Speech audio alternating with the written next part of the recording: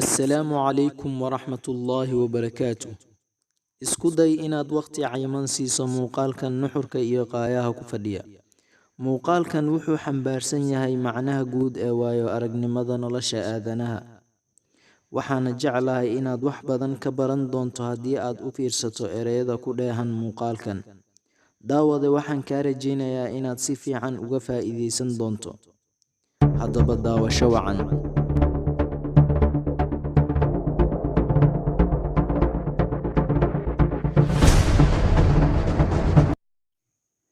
Cilaaqada ama xiriirka keliya aan marnaba xumaanin, fashilmin, khalkhal gelin, niyado xun la soo darsin iyo malooyin ayaa waxa ay tahay cilaaqada ka dhaxaysa qofka iyo Rabbigiisa.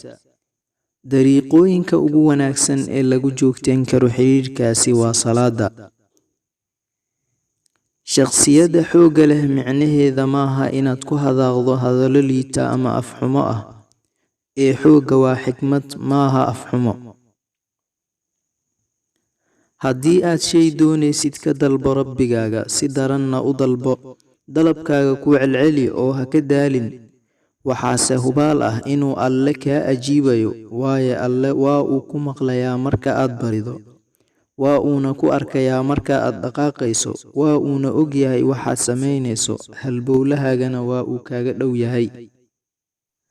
Qalbiga waxa uu og yahay waxa uusan ku dhawaaqin carabka, dhegahana aysan maqlin. Adigana waa inaad ogaataa waxa carabkaagu ku dhawaaqayo, dhegtaadana ay maqlayso. Waxaa jira dad kuu dhakan oo sugaya ilaa aad ka dhacayso.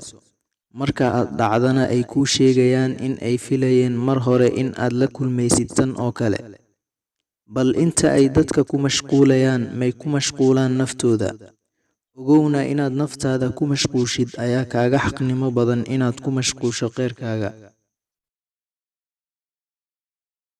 Qofka aan dhadhamin qaraarka bilowga ma dhadhaminayo macaanka dhammaadka. Qofka mar walba ka fekera dhamaadyadana, bilow ma laha, meelna ma gaaro. Saamixidda micnaheeda maaha inaad ku celiso isla tijaabadii midkii aad saamaxday. Dhacdooyinka shalay waa dersiga maanta. Sidaa darteed, ceeb maaha in aad maanta dhagax ku horkufto, waxaa ceeb ah isla dhagaxii shalay maantana aad ku horkufto.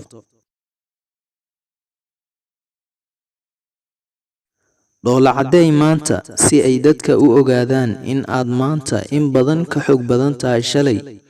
Weji macbuusnimadaada waxba kuma soo siyaadinayso aan ka ahayn in laga kala fiigo.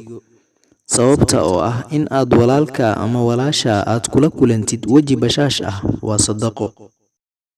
Wax walba waxa uu la dhashaa subaxda, qadarka, rajada, najaaxa iyo himmada. Qisadii shalay waxa ay soo xirantaa subaxda, waxaana bilaabanaysa qiso cusub. Niyadaada wanaaji, kana run sheeg, waayo niyadaada ayaa lagugu arsaaqayaa. Dhammaan dadka samaan kula dhaqan, waayo waxaa jirta daqiiqado la ismacsalaameeyo oo aan lahayn waqti xadidan, oo markaasi waqtiga kuu saamaxaynin in aad cidna u cudur daarato ama aad raali geliso. Haddii Alle ugu talagalo inuu ubax ku dhex ubaxoobo dhalo ciriiri ah dhexdeeda, waa ubaxoobayaa. Sidaasi waxaa la mid ah dhammaan umuuraheena. Arrimahaaga Rabbi u daa oo isaga tala saaro oo dheh yaa Rabb. Fadlan haddii aad kanaalka ku cusub tahay, subscribe ku samee si aad u hesho warbixinadeena. Mahadsanid.